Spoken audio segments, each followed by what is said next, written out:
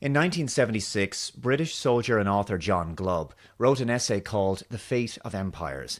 It's only about 24 pages or so, but it's a must-read. His primary argument is that how history is taught to us is fundamentally flawed because schools don't teach the history of the human race. They narrowly focus on specific historical moments that are largely disconnected from each other, and certain things can be omitted to suit a political bias. Glubb believes that empires and nations can avoid their downfall if they were to develop a much broader understanding of history, recognizing the common patterns and trends that emerge in a society prior to its collapse and dealing with them accordingly.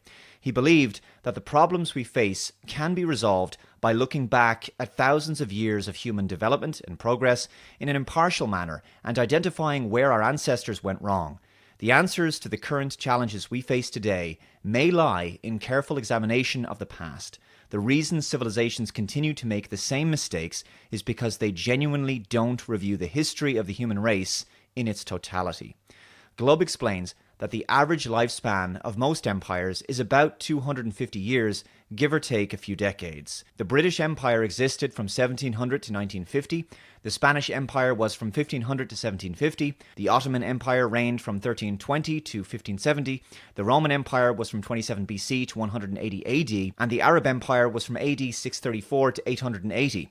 Though the dates are not exact, it's fascinating to observe this consistent duration of the life of an empire or great nation, regardless of its level of technological development. Glubb talks about the various stages that characterize empires and great nations. He outlines them as the following: the age of pioneers, outburst, the age of conquests, the age of commerce, the age of affluence, the age of intellect, and the age of decadence. The age of decadence seems to be marked by defensiveness, a general pessimism amongst the populace, an emphasis on materialism and frivolity, an influx of foreigners, and a rise in a welfare state and a weakening of religion. All things that we've observed take place in the West in recent decades.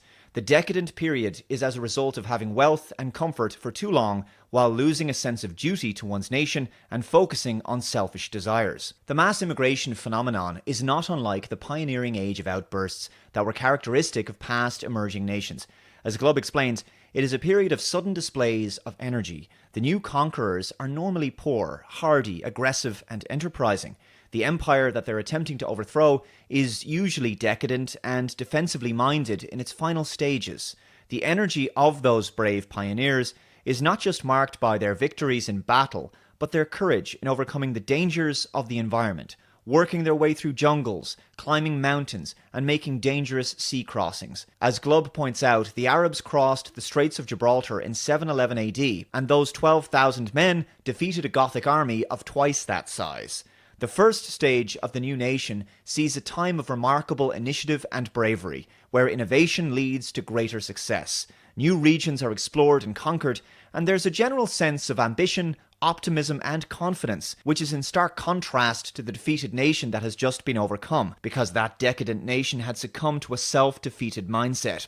Not all empires and great nations begin exactly the same, obviously. The United States wasn't founded by conquering another empire, but by pioneers who tamed a new frontier and explored the lands, though they did conquer the native people. In the first half of the Age of Commerce, there's a priority placed on virtuous characteristics by the citizenry, especially the men, such as courage and patriotism, devotion to one's nation, and an emphasis on duty. Boys are trained to develop into manly men and are taught necessary skills that will be useful in the service of the nation, being tough and strong, self-reliant and fearless. These are all qualities that are expected of male citizens, and they are championed by society. Glubb sees the age of affluence as the period that begins the moral decline of a nation, with bravery, strength, self-confidence and duty giving way to materialism and self-interest. Eventually, people seek to make money and gains not for their country, but for themselves. As money becomes the primary objective and the main qualification of success, education undergoes a similar transformation. Schools no longer produce a generation of proud, patriotic young people willing to serve their nation. Instead, academic qualifications are seen as the means by which a person can achieve a high-paying job, and from there, they can obtain more personal wealth. As the individual becomes obsessed with materialism, so does the nation. The nation then becomes more defensive and begins to look inward and navel gaze as it now seeks to protect its riches. Eventually, wealth becomes the means by which a nation seeks to defend itself. Enemies can be paid off. Military strength is seen as primitive, backward, aggressive, and immoral.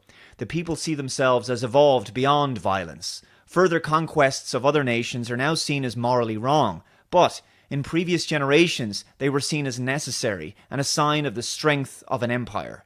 Glubb makes a very interesting observation here.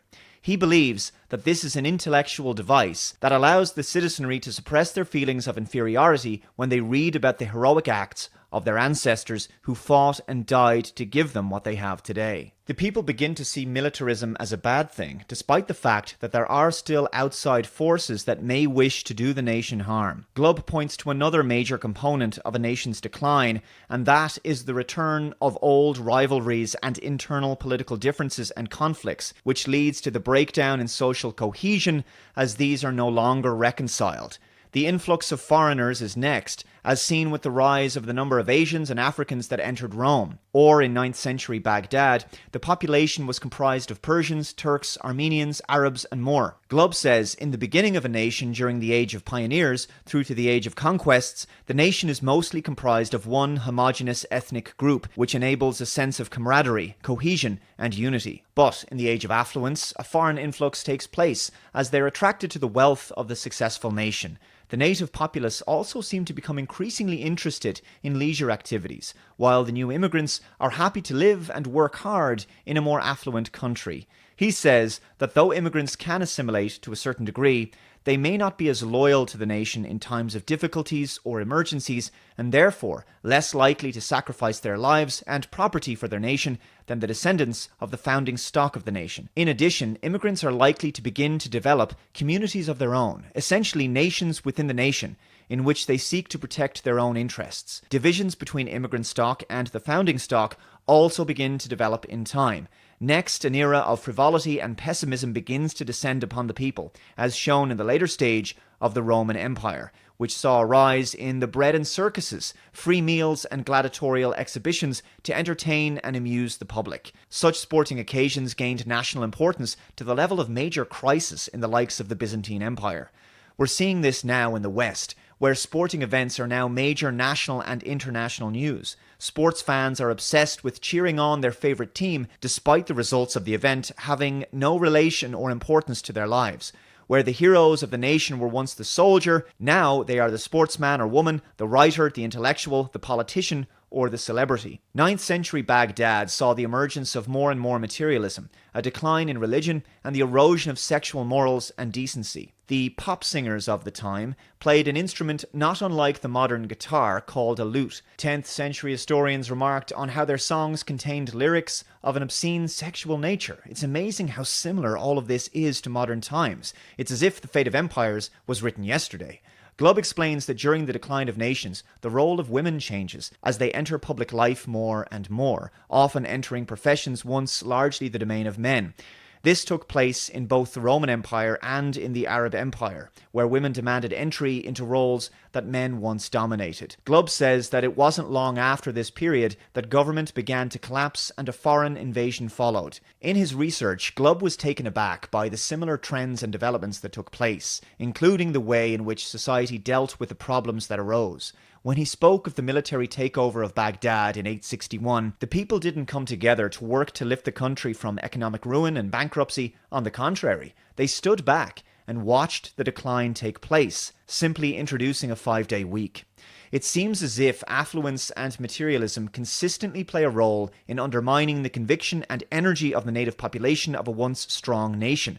The people believe that their material resources will never be depleted and that they will be wealthy and comfortable forever, which is a mindset that actually leads to the collapse of the nation over time. State welfare has a major role to play in this regard. The Roman Empire began to offer equal citizenship to all residents. Similarly, in 9th century Baghdad, the Arab Empire became largely cosmopolitan. The state began offering free education and healthcare under Harun al-Rashid, 786 to 809, but economic collapse followed. Glubb also observed the decline of the role of religion that characterized the end of great nations, as if the belief in a higher spiritual force and strong moral foundation was replaced by the belief in material gain and the superiority of man's intellectualism.